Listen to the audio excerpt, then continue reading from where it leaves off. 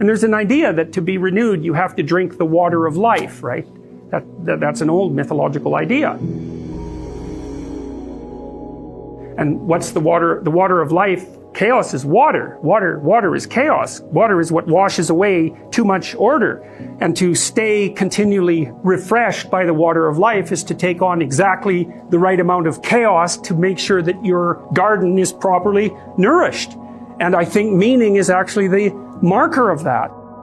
The fundamental lesson, the more fundamental lesson that's underneath that is don't let what you are stop you from being what you could be. You're actually strong enough to do that, you just don't know it. And you won't find out till you do it. You can't find out till you do it. But if you did it, you'd find out that it was true. It's a massive risk. It's the ultimate in risks, right? You have to be willing to lose your life in order to find it. It's like, exactly right. I mean, Buddha finds his enlightenment under a tree. It's not fluke that that's the case. That's his natural environment. And he's sitting in the lotus here. The lotus opens up. It's this thing that springs up from the depths. And he sits there illuminated the same way. He's got a halo that's the sun that stands for higher consciousness. And he's transcended by accepting the fact that life is suffering. He's transcended the limitations that are part of mortality. This is the thing that this idea is what enables people to transcend their suffering. And Buddha said, well, don't be too attached to things. And what does that mean? It doesn't mean deny the world. It might mean deny the world if you're too in love with the material, like with material well-being, let's say, then your pathway to transcendence and meaning might be to abandon that because it's constraining you. It's making you less than you could be. But the fundamental lesson, the more fundamental lesson that's underneath that is don't let what you are stop you from being what you could be. Right.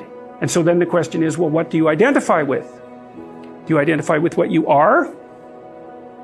Then you're a tyrant. Do you identify with chaos? Because that's the opposite of order, say.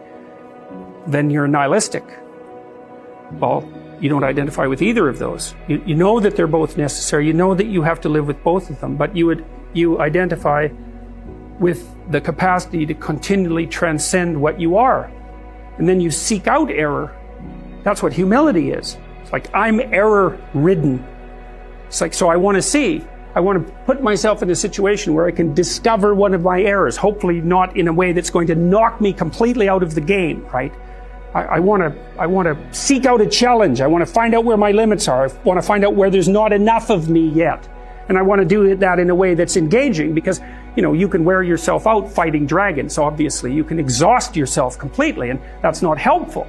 One of the things I learned, for example, when I was coaching lawyers, these were people who had very high-end careers, and so they had an infinite workload, no matter how much they worked. Flat out, there was always way more work that they should do. It's a very difficult thing to learn to manage. And so they were exhausting themselves, and I said, well, you have to work less per day. It's like, well, no, that's not happening. I can't do that. And so what I learned over time was, okay, so this is what you have to do. Every 3 months, you have to block off 4 days and go have a vacation. And you have to plan that in advance so it's in your calendar so that your secretary doesn't book your time. And then you need that because you have to recuperate enough so that you can work as hard as you're going to work. And of course, they were nervous about that. And I said, well, look, we can calibrate this. Let's keep track of your billable hours over the next year and see if they increase or decrease. Because I bet you if you take more time off, you'll actually have more billable hours. You'll actually have your cake and eat it too. You'll get to have a vacation and you'll be more productive. And that inevitably, that was what happened. And so that's a matter of calibrating the game properly, right? You want to play a game that you can play today, but also one that you can play next week and next month. We're not talking about, your career this week. We're talking about you having a career that lasts 30 years, that doesn't kill you, that doesn't make you